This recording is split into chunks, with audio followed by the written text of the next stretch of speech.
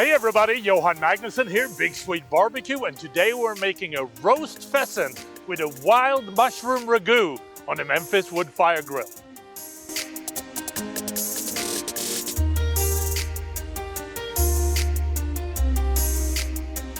The first thing that we want to do is prepare the pheasant before we throw it on the grill. So here are the steps.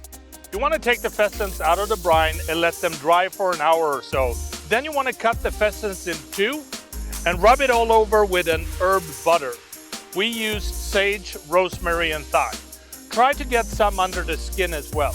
Now we need to set up the Memphis wood fire grill, 375 degrees. Then we're going to place the pheasant skin side down and cook for about 20 minutes. You want to baste it every 10 minutes or so. Then we're going to turn the pheasant skin side up and continue roasting and basting until you reach an inner temperature in the thigh of 160 degrees.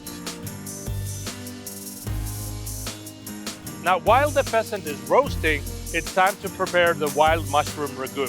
In a large deep skillet, heat olive oil and then add the pancetta. You want to stir until golden, about 5 minutes, and then remove the pancetta from the plate. Now it's time to add mushrooms to the skillet. I use a combination of chanterelles, oyster, and shiitake mushrooms. You want to cook this over high heat and stir occasionally until lightly brown and soften, about 8 minutes. Then you want to add shallot and thyme and cook, stirring until the shallot is softened.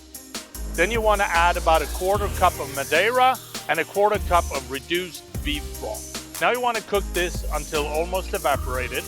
Last but not least, stir in some heavy cream, season with salt and pepper, and simmer until the ragu is thickened, 2 to 3 minutes. And just before serving, you want to stir in the pancetta. And that is how you make a roast pheasant with a wild mushroom ragu on the Memphis Wood Fire Grill. Now, if you like this recipe, please subscribe to Memphis Wood Fire Grill's YouTube channel or check out their website, www.memphisgrills.com, for more recipes like this.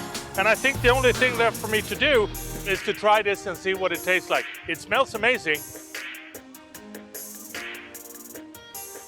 Rich, earthy, super flavorful. I hope you try this at home.